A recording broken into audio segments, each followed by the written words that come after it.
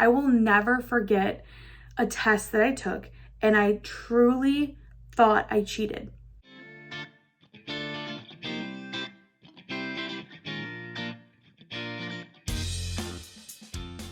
Hey, it is your friend Katie. Welcome to Motivation Moments, and today is episode 2 of my new Let's Talk Dyslexia series.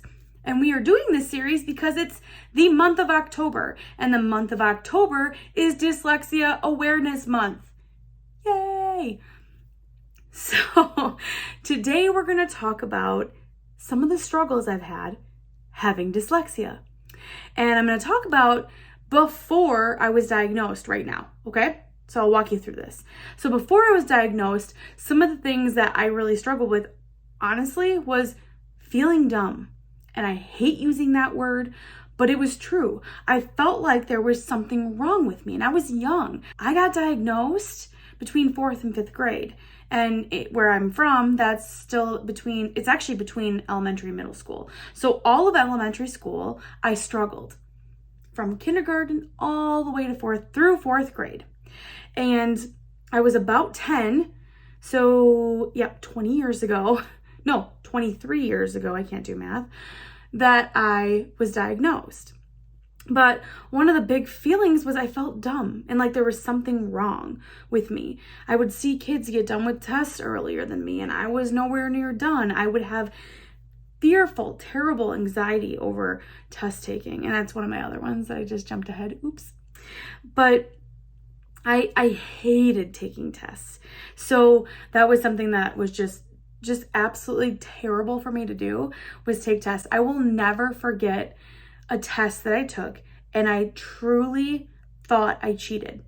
I know this sounds crazy, but I was in 3rd grade, and in 3rd grade we had all these big tests, and we had all these you have to test the kids to see where they are. I am done. I hate tests, and I think tests are just an old, ridiculous way of seeing how kids are achieving. Let's be real, okay?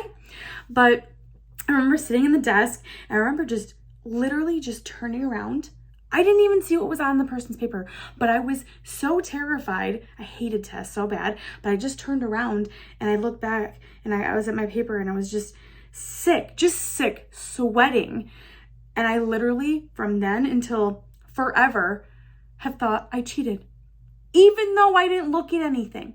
But I remember just feeling like I don't know what I'm doing, and I just quickly turned around and I thought I cheated, and I couldn't get anything done. It was the worst.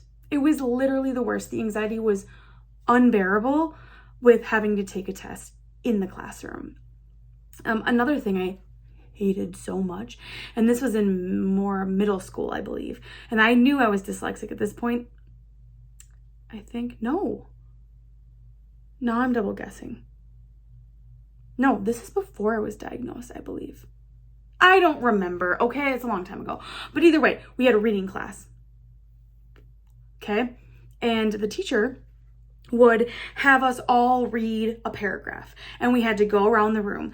I was the person, and my dad and I talked about this, and my other friend and I talked about this, that had trouble reading as well. We all did this, and this is insane to me that we had to do this, but I would count. So I'm sitting in the middle of the room, right? I would count 1, 2, 3, 4, 5, and count all the people ahead of me.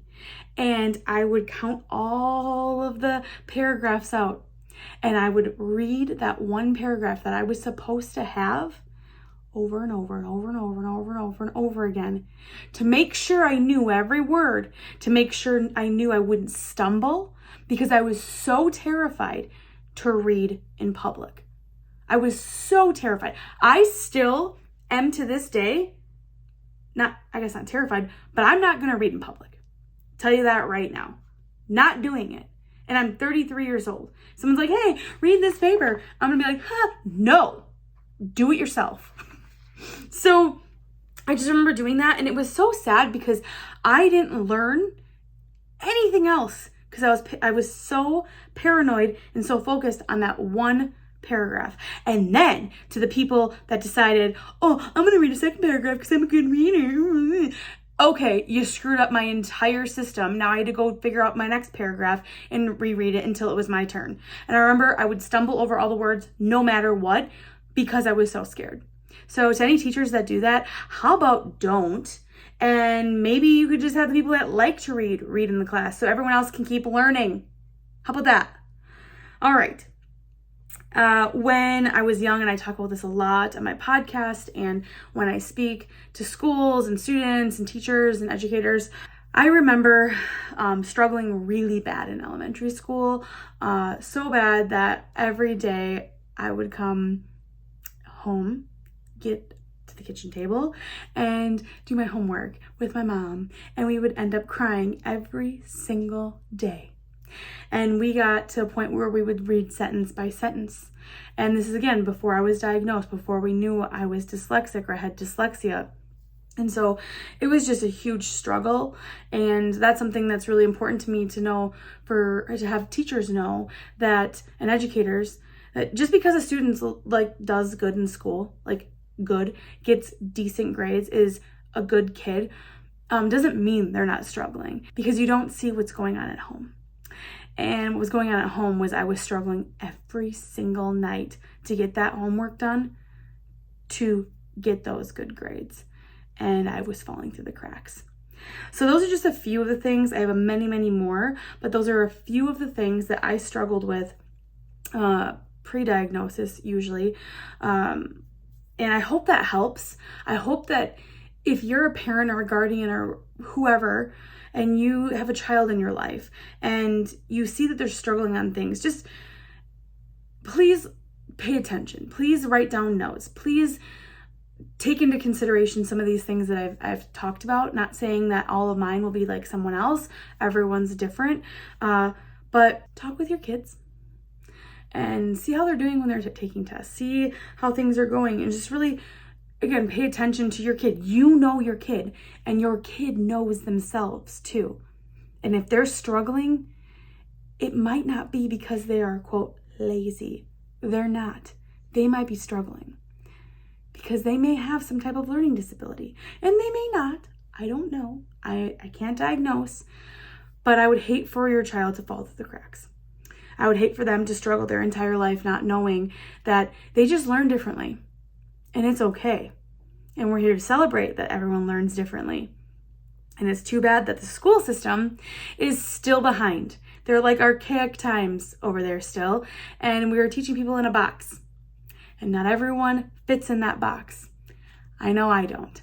I'm on the outside, ripping down the walls of the box to make sure everyone can learn the way that they need to learn. So thank you for listening this week and watching this week. And as always, less hate, let's go motivate. And I hope this helped a little bit in understanding at least how I struggled.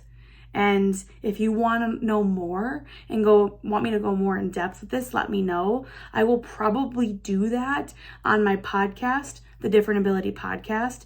So be sure to go check that out as well. In the next month or so, I may do the same Let's Talk Dyslexia series, but over on my podcast. Because this is important, and I don't want kids to struggle like I did. I want no kid to struggle like I did. And so that's what I'm here, and that's what the Different Ability brand is all about. That's what the Motivation Moment brand is all about. That's what your friend Katie Fortune's all about. So thank you so much. Talk to you soon. I'm a lot. I just realized I talked really fast because my mouth is dry. So I apologize. I hope that's okay. But please subscribe to the YouTube channel. Please subscribe to my podcast. So much more is coming your way. This is Dyslexia Awareness Month, and it's important.